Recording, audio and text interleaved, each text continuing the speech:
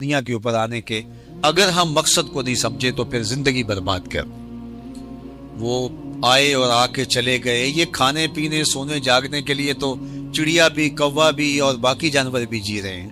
ہم اشرف المخلوقات کس کے لیے ہے؟ اگر ہمارا وظیفہ یاد وہی ہے جو ایک چیونٹی کا ہے، جو ایک کیڑے مکوڑے کا ہے، ایک پرندے کا جو وظیفہ یاد ہے، صرف کھانا پینا اچھا گھونسلہ، یہ تو کوئی کمال نہیں ہے.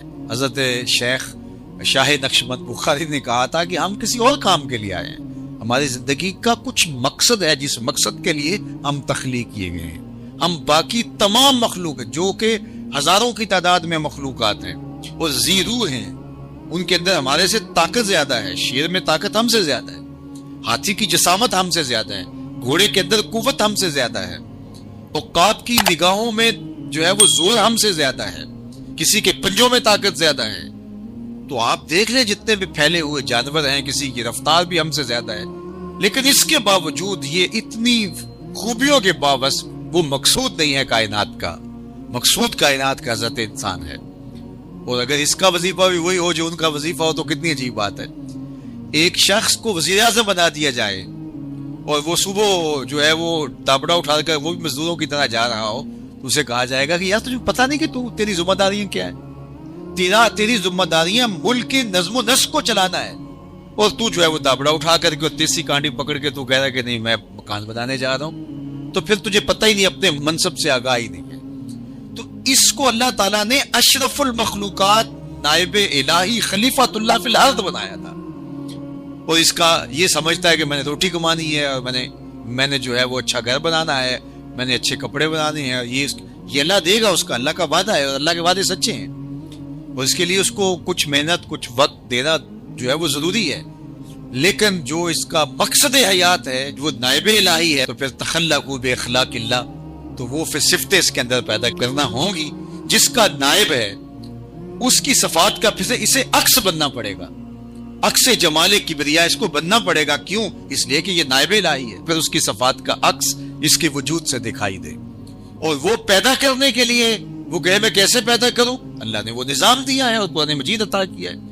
اور اس کو لے کر کے بیٹھ جائے، روز ایک رکوع روز تلاوت کرے اور دیکھے کہ اس میں میرے رب نے مجھ سے کس بات کا تقاضا کیا ہے، جن خوبیوں کا تقاضا مجھ سے ان 10 آیات میں کیا ہے، کیا وہ میرے اندر موجود ہیں؟ اپنے اندر وہ پیدا کرنی شروع کر دے، عزم مصمم کر دے، تو وہ دیکھنا کہ مہینوں اشروں کے اندر اس کی ذات کس طرح مکمل ہونا شروع ہو جائے گی اور وہ واقعتاً مسند پہ آ جائے گا. لیکن اس کی طلب اس کو نہیں ہوگی، تو طلب کے بغیر تو ماں بھی بیٹے کو دودھ نہیں دیتی. جب بیٹا روتا ہے تو تب ماں کی چھاتی میں جوش آتا ہے. تو اللہ جل شانہ کی نیابت کوئی چھوٹا انعام ہے؟ کچھ چھوٹی بات ہے اس کی نیابت؟ لیکن ہماری ترجیحات ہی وہ نہیں ہوگی، ہماری خواہش تک وہ نہیں ہوگی، اور اس منصب کو حاصل کرنے کے لیے جو ایثار اور جو قربانی ہمیں دینا پڑے گی وہی نہیں ہوگی، ہماری سوچ اور فکر کی وہ بلندی تک نہیں ہوگی، تو پھر نتیجہ کیا ہوگا؟ پھر وہی ہوگا جو نتیجہ ہمارے سامنے ہے. اس لیے ہم اگر چاہیں کہ اللہ کی قربت حاصل کریں اور واقعتاً اس کے نائب بن کے دکھائیں، تو پھر یہ مربوط منظم نصاب ہے ہمارے پاس، اس کے مطابق اپنی زندگی کو ڈھال لیں، تو پھر جو ہے وہ کوئی وجہ نہیں ہے کہ یہ کتاب ہماری زندگیوں کو نہ بدل. یہ زندگیوں کے اندر ایسے حرارت اور بجلی بھر دیتی ہے، اور اس کتاب کے ساتھ ایسے اجالے ہوتے ہیں، اندر کی ظلمتیں مٹ جاتی ہیں، خیر نور کے چشمے پھوٹنے لگتے ہیں اندر سے، اور باطن جو ہے وہ اجالوں اور روشنیوں کا منبع و مصدر بن جاتا ہے اس کتاب کے ساتھ جڑنے سے. پھر خیر ہی خیر ہوتی ہے، اور پھر یہاں روشنیاں ہی روشنیاں پھوٹتی ہیں. پھر ایسا بندہ جہاں سے گزر جائے وہاں بھی روشنیاں پھیلنا شروع ہو جاتی ہے، وہاں بھی نور بٹنا شروع ہو جاتا ہے. تو میں اس لیے دعا کروں گا کہ اللہ تعالیٰ جل شانہ ہمیں اس کتاب کے ساتھ نہ صرف جڑنے بلکہ جڑے رہنے کی، اس کتاب کے ساتھ نہ صرف اعتقادی تعلق بلکہ اس کے ساتھ عملی ربط، اور اس کتاب کے ساتھ نہ صرف عقیدت کا رشتہ بلکہ اس کتاب کے ساتھ جو ہے وہ ہمارا عمل کا رشتہ مستحکم اور مضبوط ہو. اور اقبال نے کہا تھا گر تو می خواہی مسلمہ زیستن نیست ممکن جز بقرآن زیستن. اگر تو ایک مومنانہ زندگی کا تصور لیے ہوئے بیٹھا ہے اور چاہتا ہے کہ میں مومن بن کے جیوں اور جو شریعت نے مجھے میرے سے تقاضا کیا ہے، تو کہا قرآن کے بغیر تو پھر نہیں جی سکتا. تو یہ قرآن جو ہے وہ تیری زندگی کے ساتھ اس طرح جڑا ہوا ہے کہ تجھے ہر لہجہ، ہر لمحہ، ہر ساتھ تیری رہنمائی کرتا ہے اور تیری ضرورت کی مکمل کفیل ہے، اور کوئی بھی موقع زندگی کا ایسا نہیں ہے جس میں قرآن تجھے مکمل رہنمائی نہ فراہم کر رہا ہو۔ تو اس لیے مجھے اور آپ کو اس پاکیزہ کتاب کے ساتھ اپنے آپ میں جوڑنا ہوگا۔ زین العابدین کو ملنے گیا، یہ وہ زمانہ تھا کہ جب امام زین العابدین کے ہاتھوں میں ہتھ کڑیاں اور پاؤں میں زنجیریں ڈالی گئی تھی۔ دوبارہ جب عبد الملک کے زمانے میں، مروان کے زمانے میں تکلیفیں اٹھائی گئیں اور ان کو اذیتیں پہنچائی گئی، تو کہا کہ امام زہری کہتے ہیں کہ میرے ضبط کے بندھن ٹوٹ گئے، مجھ سے برداشت نہ ہوا۔ جو ہی میں گیا اور دیکھا کہ ان کے ہاتھوں میں ہتھ کڑیاں ہیں اور پاؤں میں زنجیریں ہیں، تو میں بے ساختہ رو دیا۔ تو کوئی تشفی کا، تسلی کا کلمہ میں ان کے لیے کہتا، لیکن امام زین العابدین میری طرف دیکھ کر کے فرمانے لگے، زہری کیا ہوا؟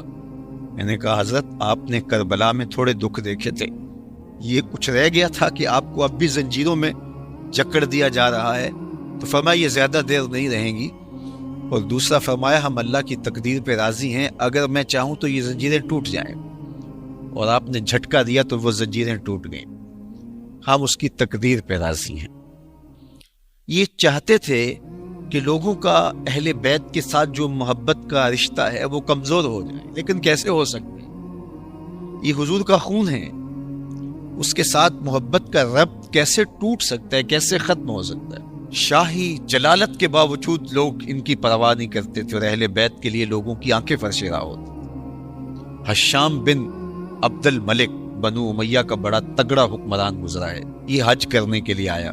وہاں جب پہنچا تو اس کا جی چاہا کہ میں حجر اسود کو بوسہ دوں۔ اس کے دوست بھی تھے، ساتھ آیان سلطنت بھی تھے، شاہی تم تراک کے ساتھ پوری شان کے ساتھ آیا۔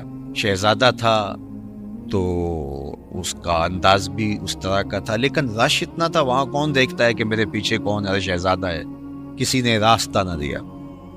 تو یہ ایک سمت کھڑا ہو گیا حجر اسود کے سامنے مطاف میں کہ رش کم ہوتا ہے تو میں حجر اسود کو بوسہ دیتا ہوں۔